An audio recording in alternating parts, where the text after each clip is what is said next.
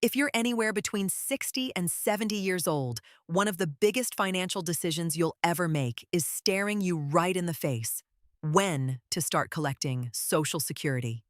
Get it right, and you could bring in tens of thousands of dollars more over your lifetime. Get it wrong, and you may leave a significant amount of money on the table. Today, we're going to walk through exactly what happens at 62, at 67, and at 70 with real numbers, so you can make a confident, informed decision for your situation.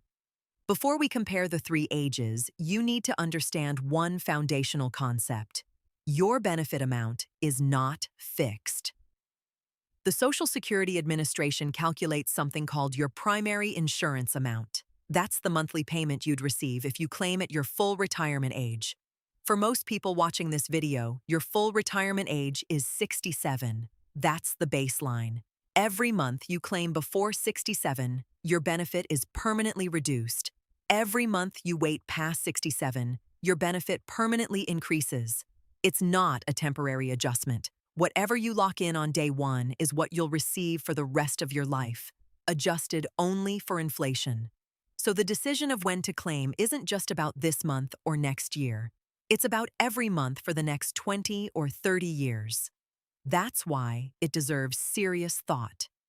Let's start with age 62, the earliest you can claim. Many people choose this route, and it's easy to understand why. You've been paying into Social Security your entire working life. The money feels like it's yours, and you want it now. But here's the cost of claiming early. If your full retirement age is 67, claiming at 62 reduces your monthly benefit by 30%. Let's put a real number on that. Say your full retirement age benefit would be $2,000 a month. At 62, that drops to $1,400 a month. That's $600 less every single month, for life. Over a 20-year retirement, that's roughly $144,000 in lost income, before we even factor in cost of living adjustments. Now, there are absolutely valid reasons to claim at 62. If you have serious health concerns and don't expect to live into your late 70s, taking the money early can make sense. If you've lost your job, have no other savings to draw from, and need income now, claiming early may be your best available option.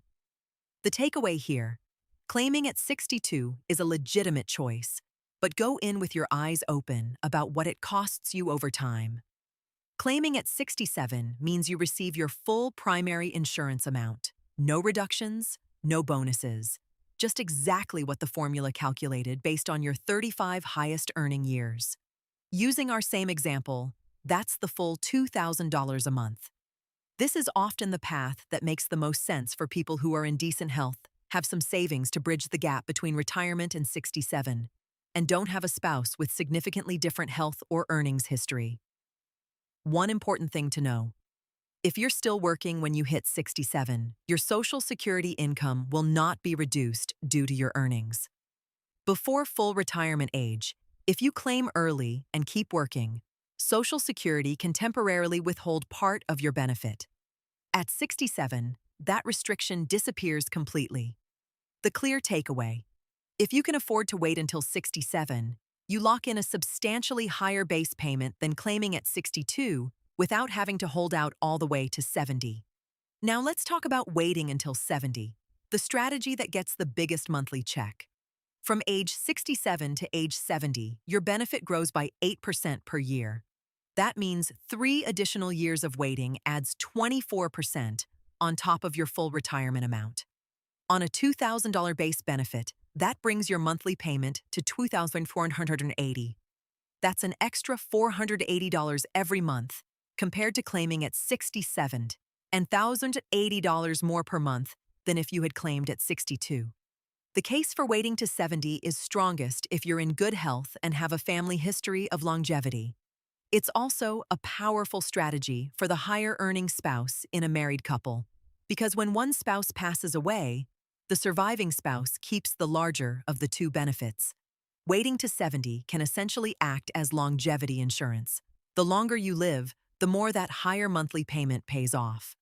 The break-even point compared to claiming at 67 is typically around age 82 to 83.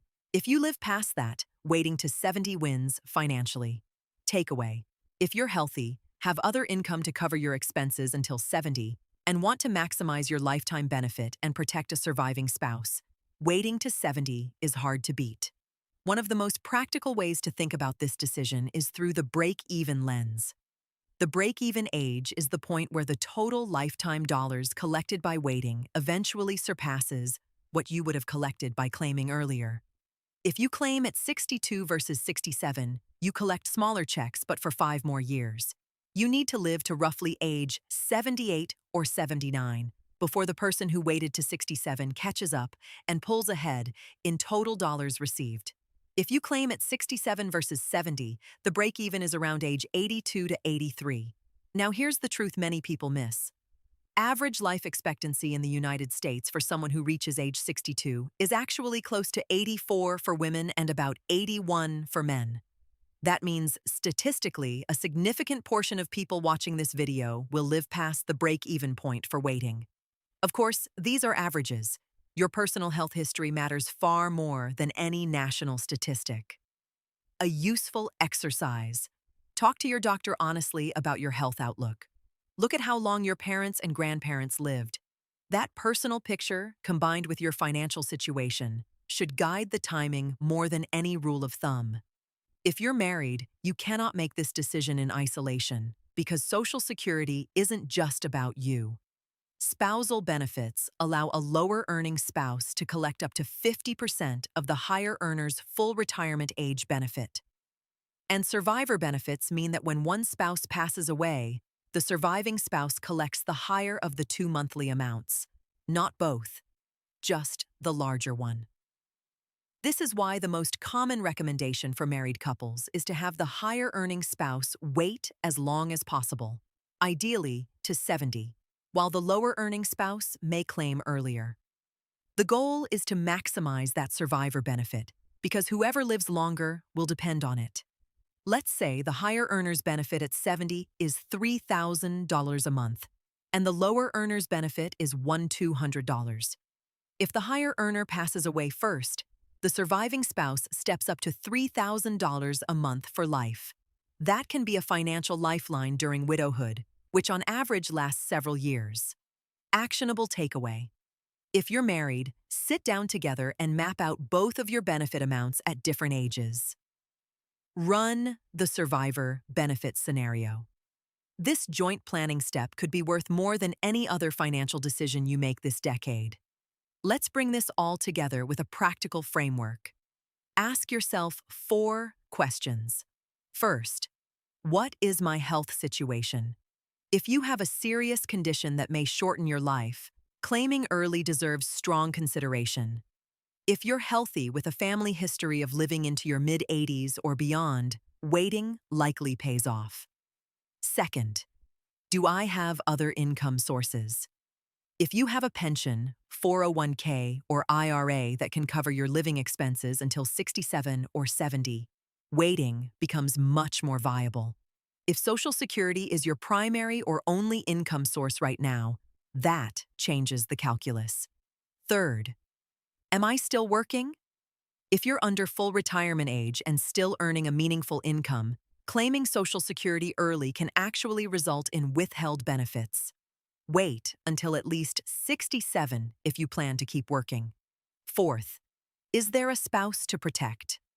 As we just covered, the higher earner in a marriage should almost always consider maximizing their benefit by waiting to protect the surviving spouse's future income.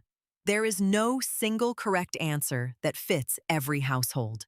But if you honestly work through these 4 questions, you'll have a clear picture of which path makes the most sense for your life. Social Security is one of the most reliable income streams you'll have in retirement. A guaranteed monthly payment that lasts as long as you do, adjusted for inflation. The decision of when to start isn't one size fits all, but it is one of the most impactful financial choices you can make in your 60s. If you're within 5 years of any of these claiming ages, Now is exactly the right time to get a My Social Security account set up at ssa.gov. It's free, and it shows you your personalized benefit estimates at every claiming age based on your actual earnings record. Take 20 minutes this week to log in, look at your numbers, and have an honest conversation with your spouse or a trusted financial advisor. The right decision made with clear information is always better than the default decision made by inaction. You've worked hard for these benefits. Let's make sure you get every dollar you've earned.